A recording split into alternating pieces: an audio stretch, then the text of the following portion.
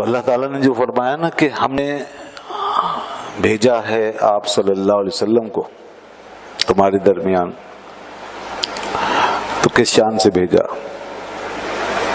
تلاوت آیات کرتے ہوئے، ہماری آیتیں تمہیں پڑھ کے سنائیں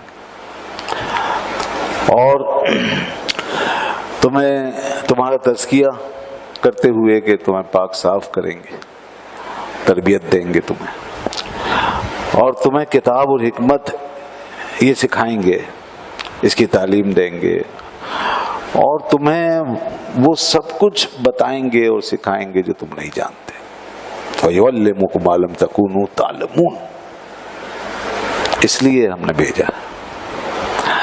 اچھا، اور یہ بات ایک جگہ نہیں، 4 جگہوں پر اللہ تعالیٰ نے ارشاد فرمائی، اور یہ مناسب سب بار بار شمار فرمائے اور ان کو بتایا۔ اور ایک مقام تو وہ ہے کہ جب ابراہیم علیہ السلام نے 3,500 3 ہزار سال پہلے کعبۃ اللہ کی تعمیر کرنے کے بعد دعا مانگی تھی، تو اس دعا میں بھی انہوں نے یہ بات بیان کی تھی، اور سب سے پہلے انہی کی زبان پہ آئی تھی، اے اللہ ان میں وہ رسول بھیج، ربنا وبعث فیہم رسولا منہم یتلو علیہم آیاتک، جو تیری آیتیں انہیں پڑھ کے سنائے اور ان کو تیری کتاب کی اور حکمت کی تعلیم دے، وَيُعَلِّمُهُمُ الْكِتَابَ وَالْحِکْمَةَ وَيُزَکِّیہم، اور ان کا تزکیہ کرے، اِنَّکَ أَنتَ الْعَزِیزُ الْحَکِیمُ۔ تو دیکھیے اس وقت انہوں نے بھی یہ بات کی کہ اس لیے بھیج، اس کا مطلب یہ ہے کہ آپ صلی اللہ علیہ وسلم کی تشریف آوری کا ایک بہت بڑا مقصد، یا کہ یہ سب سے بڑا مقصد جو ہے وہ یہ تھا کہ آپ کے ذریعے سے تعلیم اور تزکیہ اور تربیت کے میدان میں ایک انقلاب برپا کرنا تھا، ایک ایسے سلسلے کی بنیاد رکھنی تھی کہ جس سے آپ کا فیضان جو ہے وہ چھلکتا ہوا اور ظاہر ہوتا ہوا دنیا تک پہنچتا رہے، آپ کے فیضان کا سلسلہ رکے نہیں۔ اور اس کا بہترین طریقہ کیا ہے؟ بہترین طریقہ کسی بھی اچھی چیز کو آگے کسی نسلوں تک پہنچانے کا اور یوزفل بنانے کا بہترین طریقہ یہ ہے کہ بہترین لوگ پیدا کرو، بہترین تعلیم و تربیت دو، انہیں تعلیم دو، تربیت کرو، ان کا تزکیہ کرو، پاک صاف کر دو انہیں، اور اپنے پیچھے ایک ایسی جماعت چھوڑ جاؤ اپنے شاگردوں کی، اپنے چاہنے والوں کی، اپنے متعلقین کی، متوسلین کی، کہ جو آپ کی ساری تعلیم کو، آپ کی ساری فکر کو، سارے فیضان کو آپ کے بغیر کسی بلا کب و کاست آگے پہنچا دیں۔ تو یہ مقصد تھا آپ کی بعثت کا۔ آپ سے پہلے جو انبیاء کرام تشریف لائے بے شک وہ بھی تعلیم دینے کے لیے آئے تھے، مگر چونکہ نبوت کا دروازہ کھلا ہوا تھا اس لیے کوئی ایسا فرق نہیں پڑا کہ اگر لوگ ان کے پیچھے نہیں رہے ان کا مشن سنبھالنے والے تو کوئی نبی آ گیا اس نے زندہ کر دیا، تو کتاب بھی اگر بدل گئی تو اس کا بھی یہ ہوا کہ پھر کوئی نبی آ گئے انہوں نے اس کتاب کو دوبارہ لکھوا دیا یا نئی کتاب اتار دی گئی۔ اس لیے پہلے اس بات کی پرواہ نہیں کی گئی کہ کتنے لوگ پیچھے رہ جائیں گے اور رزلٹ کیا آئے گا، نتیجہ کیا آئے گا، مگر جب آقا دو عالم ختمی مرتبت صلی اللہ علیہ وآلہ وسلم تشریف لے آئے تو اب سب سے بڑا مسئلہ سوال یہ تھا کہ ان کے پیچھے کیا ہو، کیونکہ یہ آخری ہے، ان کے بعد کسی نبی نے نہیں آنا، تو ان کے پیچھے کیا ہوگا اور ان کے پیچھے کیسے لوگ آئیں گے اور کیسے لوگوں کو آنا چاہیے۔ تو اس لیے دوستو خاص طور پہ ان منصبوں کو ہائی لائٹ کیا۔ یہ بات صرف آپ ہی کے بارے میں زیادہ آئی کہ دیکھو وہ تلاوت کریں گے، پڑھ کے قرآن سنائیں گے، اور دیکھو وہ پھر تمہیں اس کی پوری تعلیم دیں گے، تمہیں ایجوکیٹ کریں گے اس کے ساتھ، اور پھر تمہارے نفسوں کا تزکیہ فرمائیں گے، اندر سے تمہیں پاک صاف کریں گے، مختلف طریقوں سے تربیت دے کے، نگاہ ناز سے، دعاؤں سے، اپنی التفات سے، اپنی خلوتوں کے ذریعے، اپنی خلوتوں کے فیضان سے، اپنی جلوتوں کے اثرات اور اس کی تاثیرات سے تمہارا تزکیہ کر دے. اور پھر چونکہ یہ آخری موقع ہے تو اس لیے علم کی کوئی شاخ چھوڑی نہیں جائے گی، کوئی دریچہ، کوئی شاخ، کوئی سلسلہ اب یہ ہے کہ وہ چھوڑا نہیں جائے گا، بلکہ اس کو کھولا جائے گا، اس کو تمہارے سامنے رکھا جائے گا، اور جتنے دروازے علم کے اللہ نے بنائے سب کھول کے یہ یہاں سے جائیں گے. وہ کھول دیے اور صحابہ نے سب وہ آپ سے باقاعدہ لے لیے، وہ علوم کے سارے سلسلے لے لیے، ان دروازوں سے حضور نے ان کو گزار دیا. جی ہاں، لوگ ہم سے کہتے ہیں تو بھئی یہ تو دیکھو آپ صحابہ کے لیے بھی آیا ہے کہ جو نہیں جانتے تھے وہ سب بتا دیا. تو کیا صحابہ کا علم بھی ایسے ہی وسیع ہے، تمام چیزوں کو شامل ہے؟ ہاں، تو اس میں کیا ہے؟ اگر حضور نے ان کو بتایا جیسے اللہ نے آپ کو بتایا تو آپ نے اپنے اصحاب کو بتایا. پھر انہوں نے اسی لیے کہا کہ وہ ہمیں سب یاد نہیں رہا، ضروری نہیں ہے سب یاد رہے، ہم میں سے جس کو جتنا یاد رہا، جس کو جتنا یاد رہا، کس کو کتنا رہا کوئی نہیں جانتا.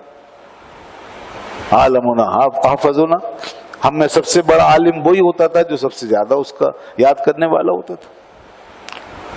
حضرت حذیفہ بن یمان فرماتے تھے قیامت تک کوئی پرندہ پر نہیں مارے گا مگر اس کا علم بھی ہمیں بتا دیا گیا. تو یہ تھا معاملہ آپ صلی اللہ علیہ وسلم کا کہ آپ کے بعد اب اس کے نتائج آنا ضروری تھے. اب جو تبلیغ ہوئی ہے، جو کام ہوا ہے، جو رشد و ہدایت کا پیغام اسٹیبلش کیا گیا ہے اور کتاب و سنت کا جو نظام برپا کیا جا رہا ہے، اس کے نتائج ضرور آنے چاہیے. وہ لازماً اس کے اثرات جو ہیں بعد میں مرتب ہوں، کیونکہ کوئی اور نبی نہیں آئے گا. تو ضروری ہو گیا کہ ایک جماعت ایسی پھر بن کے نکلے. اور اس میں کوئی شک نہیں کہ پھر دنیا نے دیکھا کہ آپ کے دست اقدس سے ایک ایسی جماعت تیار ہوئی کہ سبحان اللہ،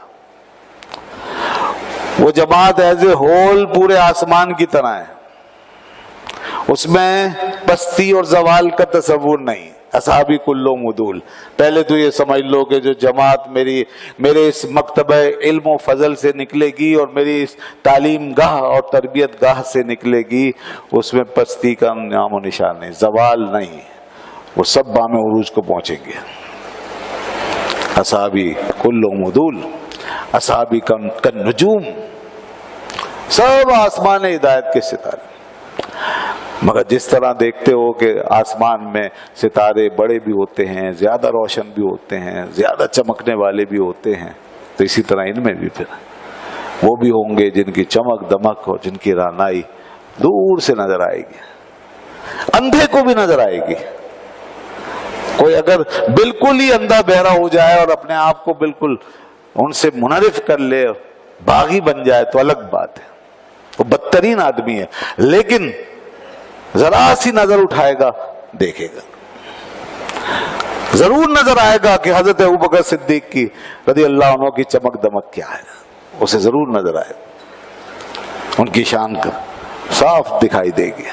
حضرت عمر فاروق اعظم رضی اللہ عنہ کے کارنامے، ان کی خوبیاں، ان کے کمالات ہر آدمی کو دکھائی دیں گے. جس نے بھی تھوڑا سا بھی اگر نظر کیا تو سب کچھ دیکھے گا.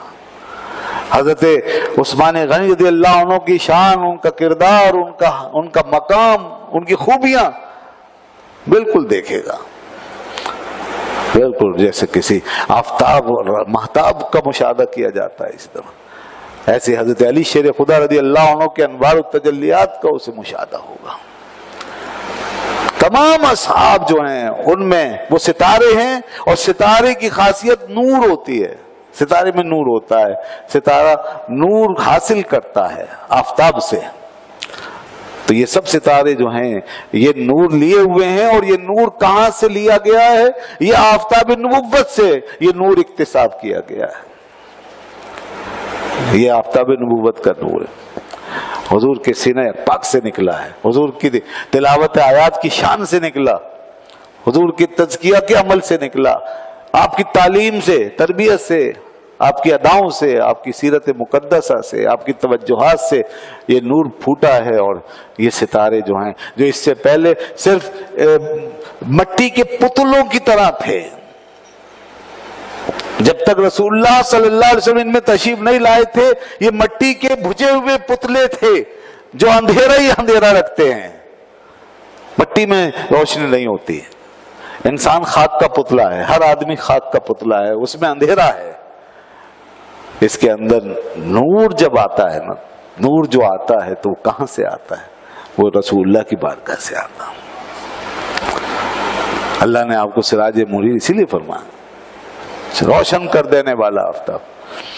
تو اب وہ جو براہ راست اس نور آفتاب کے سامنے جلوہ گر ہوئے ہیں، اور اس نور آفتاب کے سامنے جو بیٹھے اور جن کو شرف حاصل ہوا کہ آپ کی بارگاہ میں حاضری دینے والے ہیں اور آپ کے سامنے بیٹھنے والے اور زانو میں ادب طے کرنے والے، یہ لوگ اس آفتاب کی روشنیوں سے منور اور روشن کیوں نہیں ہوں گے؟